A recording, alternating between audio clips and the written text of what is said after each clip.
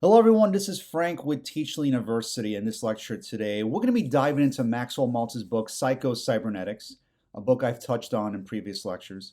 But more specifically, we're going to be discussing how to expand the self-image and improve our levels of confidence whereby we don't just expand the self-image, but we expand our field of possibility, where we begin to see that there's a lot more to life than what we see at face value with our senses.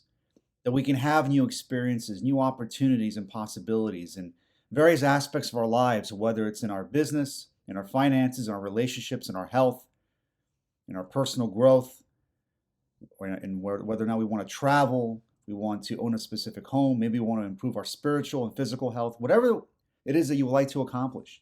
When you begin to see that you have the ability to overcome and transcend whatever challenges you may be facing, it helps you build a level of self-confidence that will help you grow and become the person you've always wanted to be. So then, to quote Maxwell Maltz, we'll start with his quote from Cybernetics, where he says, "The self-image is the key to human personality and human behavior. Change the self-image and you change the personality and the behavior." And this reminds me of what Joe Dispenza said, that when you change your personality, you change your personal reality. When you begin to gain confidence in yourself that you can accomplish almost anything, life begins to change. So Maltz further adds, our present state of self-confidence and poise is a result of what we have experienced. I stress the word experience, rather than what we have learned intellectually. So our self-image wasn't something that was developed simply through our intellect. We didn't just think about it, we experienced it. So if you recall memories that you've had of the past, good and bad, we have these memories because of the emotional intensity behind that event that created that memory. So maybe we remember our first relationship when we fell in love. We all remember that experience because of how we felt. We felt light. We felt like there was a weight lifted off our shoulders. We felt like our heart was beating a million miles a minute because we were so excited to be with this person. And maybe other physical sensations. So there's the intellectual side, but there's also the physiology, the physical side of this, that if we are to then expand our self-confidence and our self-image, we want to play around with these emotions. It's start contemplating new horizons where we begin to feel as if what we want is here now in the present moment. And this is a common theme that I've seen with a lot of successful individuals in various fields, in business, in sports, etc. They enter these states, these mental states, this mindset. And this reminds me of Carol Dweck's work in her book Mindset, where they have a growth mindset. They believe in possibility, that they can accomplish so much more, that they can overcome whatever challenges they may be facing. And this is not an intellectual process. Rather, they begin to feel what they want is here now. They become the person that they've always wanted to be. And by being that person, and Abraham Maslow, and I keep referencing Maslow with his hierarchy of needs, the pinnacle of that hierarchy is authentic creative expression. We can authentically express ourselves. That expands our self-confidence and thus our field of possibility. But it's a process that you can intellectualize, and we'll add further that, we'll discuss that further in the lecture.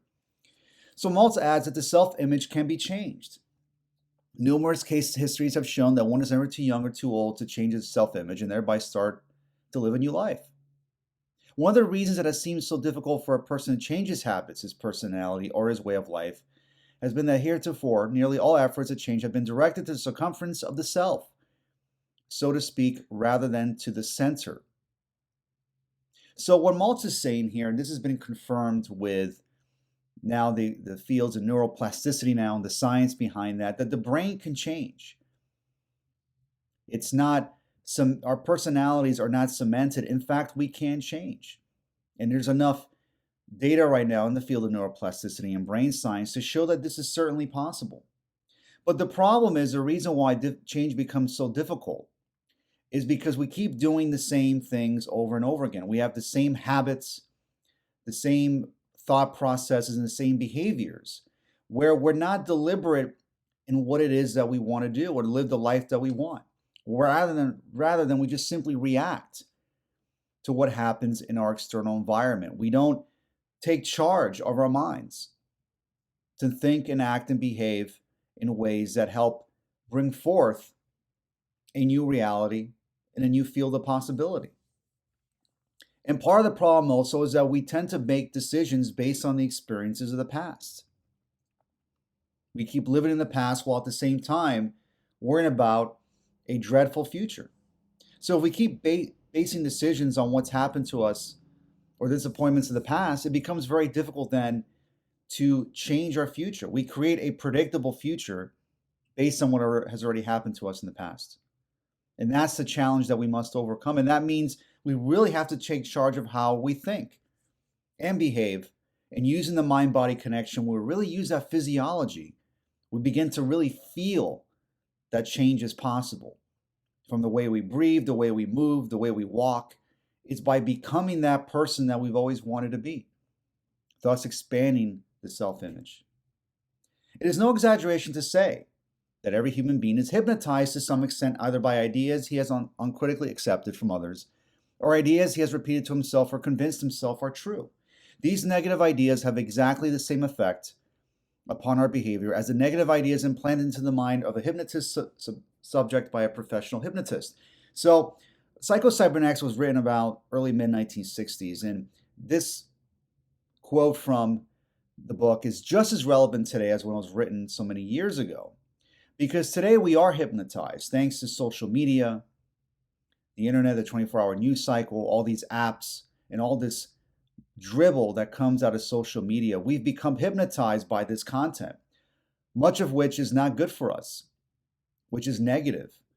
And there's no question, we've seen countless studies now how extensive social media use can negatively impact the brain, especially with children and teenagers. So we are all hypnotized by the negative content and ideas that is pushed on us by society. More so now than ever because we are bombarded with this stuff. We're inundated with all this content on a 24-hour basis. And whether we realize it or not, again, many of our behaviors are totally unconscious. We are being hypnotized against our own self-interest. And subconsciously, these negative ideas are implanted into our minds, where this can impact our behaviors without even realizing it. Where it makes us feel like when it comes to our self-image, that we're vulnerable, we're victims, we're powerless. Or as Martin Seligman in his work in positive psychology, it's something called learned helplessness, where we feel like we're absolutely helpless and unable to change ourselves and change our circumstances. And that is how we've been hypnotized, more so now than ever before, as I said, because of this bombardment of content from social media. But now that we are aware of this, that we are hypnotized to some degree, becoming self-aware, we can begin to make those new choices and decisions. That does require a level of thought, but also a level of action. And as I said, we can't over-intellectualize this process. We have to simplify it by being very clear about what it is that we really want and the person that we want to become, and be clear about that and attach emotion with these goals. How would it feel like if you became the person you've always wanted to be? Maybe you feel euphoric. You would feel like a genius. You would feel amazing. You would feel unstoppable, confident.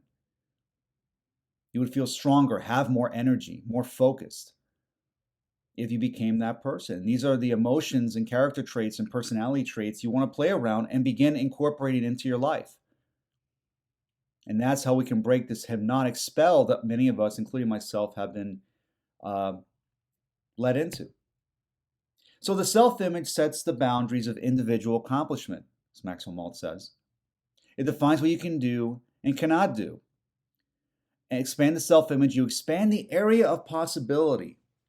The development of an adequate, realistic self-image will seem to imbue the individual with new capabilities, new talents, and literally turn failure into success. So once we expand the self-image, once we begin replacing old self-limiting beliefs with new, more empowering ones. And again, what are beliefs? Beliefs are the consistent thoughts, words, and visions and images that we consistently, repetitively hold within our minds to help shape our behaviors.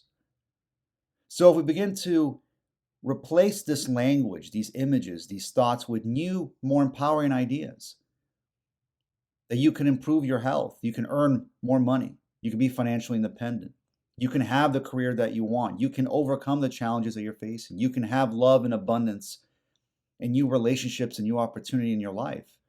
When you begin to believe that by not just feeling it, but envision it in your mind, you expand the self-image. As I've said, when you expand the self-image, you expand the area of possibility. Life becomes much more exciting because you begin to see now that you can accomplish so much more. You can do so much more. In the development of an adequate, realistic self-image would seem to imbue the individual with new capabilities. So when you see then that you expand the self-image, and as I said before, this reminds me of Carol Dweck's work in the book Mindset. When you have a growth mindset, you develop new talents because you're willing to try new things. That maybe when you try them, you're not great at first, but you can get better and you can improve. And then you'll develop new talents naturally. And you can turn failure then into success because you no longer allow failures of past experiences to dictate how you're going to think and feel and behave. When you make new choices, you create a new future, thus a new self-image. I have found that one of the commonest causes of unhappiness among my patients is that they are attempting to live their lives on a deferred payment plan. They do not live or enjoy life now, but wait for some future event or occurrence. They'll be happy when they get married, when they get a better job, when they get the house paid for, when they get the children through college, when they have completed some task or won some victory. Invariably, they are disappointed. So what hurts our self-confidence in developing and expanding our self-image is that we keep waiting to feel a certain way or until we achieve some external goal. We're not going to feel abundant until we get $1 million. We're not going to feel loved unless we have that relationship. We're not going to feel empowered unless we have that job we've always wanted. Or we're not going to feel young unless we have that sports car.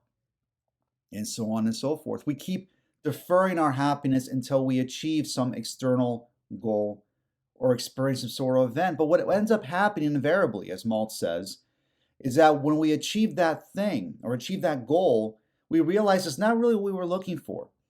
And we end up being more disappointed. This happens with a lot of celebrities. We see this quite often where celebrities achieve all this world-renowned success and achieve riches beyond their wildest dreams and all this success they've had in their careers, and they're miserable.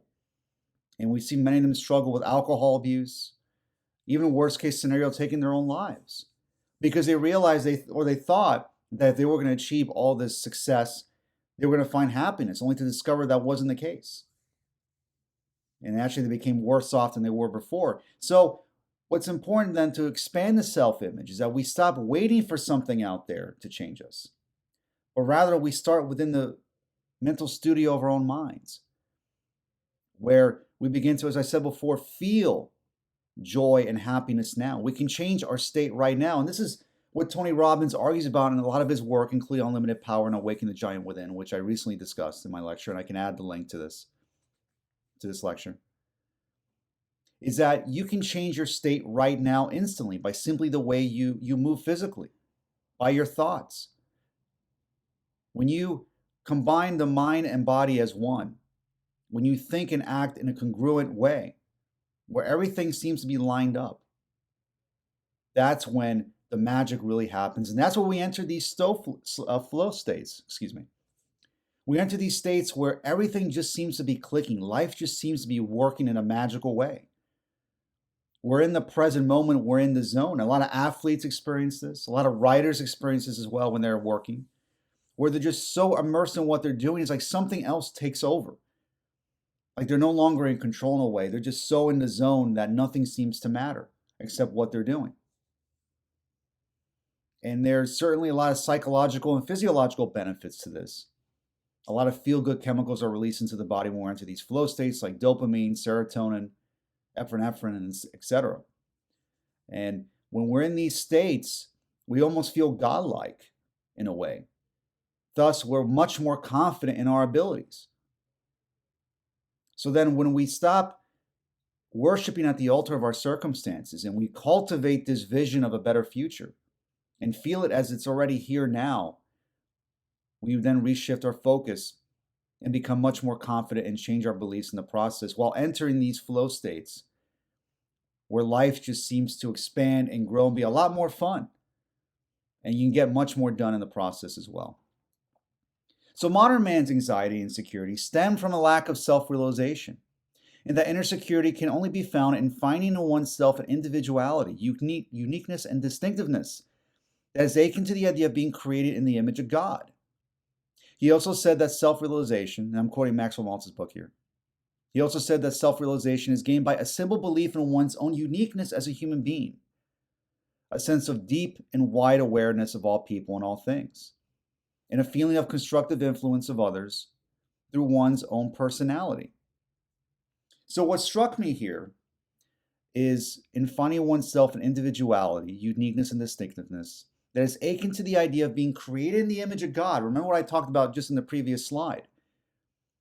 How athletes describe when they enter these flow states, they feel godlike. They're no longer basing decisions of what happened in the past or worrying about the future. They are totally immersed in the present moment, where they have total control of their consciousness in terms of how they think. They have a level of mental control and physical control of their bodies. They no longer feel pain. They no longer feel like they're afraid. They feel godlike and invincible. They can do anything. And a lot of artists, a lot of athletes, and other high-performing individuals describe being in these states when they're performing at their best. And they enter these states by taking chances and no longer worrying about the end result per se, but for the risk or the action of taking risk. Just the whole process itself, that's what they embrace. And by doing this, they embrace their own uniqueness, individuality, because every person is different. But when we embrace our uniqueness, and with the simple belief, as Maltz says, that in one's own uniqueness as a human being, we become much more aware of our strengths and what we're capable of doing. And by doing so, by embracing this new belief, and by taking much more consistent action, we gain the confidence necessary to overcome the challenges that we face. And when we continue to take action and take more risks, we can enter these flow states more often and gain much more confidence in ourselves, where we can almost feel godlike. And I stress the word feel. So remember that both behavior and feeling spring from belief.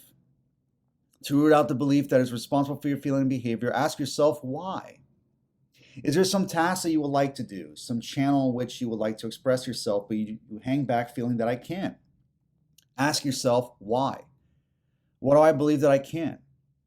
Then ask yourself, is this belief based on an actual fact or an assumption or a false conclusion? Then ask yourself the questions, is there any rational reason for such a belief? Could it be that I am mistaken in this belief? Would I come to the same conclusion about the same other person in a similar situation? Why should I continue to act and feel as if this were true if there is no good reason to believe it? So it's important then that to get where we want to go, we have to be very honest with ourselves about our current circumstances as to where we are. That starts by asking ourselves the question, why is it that I feel this way? Why am I holding this self-limiting belief about some aspect of my personality? Or is what I am experiencing right now an actual fact or an assumption or a false conclusion? And chances are many of the self-limiting beliefs that we hold are not even based on reality. They're simply assumptions or ideas that we've developed through our own past experiences and our own insecurities that are based on our misconception about events that have happened to us in the past, our misperception. So many of the ideas that we hold about ourselves and about life in general may not even be accurate. This is, again, a subjective experience. How do we know what reality really is? To a point. And this is where we want to start asking questions. Or ask ourselves more empowering questions where we get more empowering answers. How can I overcome this challenge that I'm facing right now? What is my ideal self? Or what does my best self look like? Who is this person? and write it down, or maybe you can record it on your iPhone. Record these ideas as the kind of person that you want to be. And ask yourself these questions. And when we ask ourselves questions, then we begin the process of being much more focused and deliberate towards the direction of our ideal future and the ideal self. And by asking ourselves empowering questions, that really is the foundation for improving and expanding the self-image. So then, creative striving for a goal that is important to you as a result of your own deep felt needs, aspirations, and talents, and not the symbols which the Joneses expect you to display, brings happiness as well as success, because you will be functioning as you were meant to function. Man is by nature a goal-striving being, and because man is built that way, he is not happy unless he is functioning as he was made to function, as a goal striver. Thus, true success and true happiness not only go together, but each enhances the other. And this is really one of the big underlying themes of Maxwell Maltz's work in his book in Cybernetics, that we are goal-striving beings, and that we have this built-in cybernetic mechanism within our minds, or this goal-seeking mechanism, where once we focus on something and we put all of our mental and physical energy into it, and not over intellectualize this process. And I want to keep stressing this, because you can watch lectures like this and read all the books you want and write in your journal and do all this personal growth work. But if you just intellectualize it and just know about it, but not act upon it, well, not just your mind, but your physiology and your body, by feeling that what you want is possible, feeling these ideas as if they were true. By doing this, we can move in the direction of the specific goal that we want to accomplish, or goals. And it is natural for us to want to grow and achieve goals, not for just achieving a goal is really just a means to an end. And that is the person that we become as we go after this goal. It is authentically expressing ourselves and being the person we've always wanted to be. And that is really what I think is the most important part of this entire process of personal transformation, is the person that we become. Achieving goals are obviously very important, but it's not everything. It's also becoming the person we've always wanted to be and achieving true success and true happiness. So thank you so much for watching this video. Make sure you hit that subscribe button. We can watch all my lectures on personal growth, wealth building, creativity, and entrepreneurship. Thank you so much. I'll see you next class.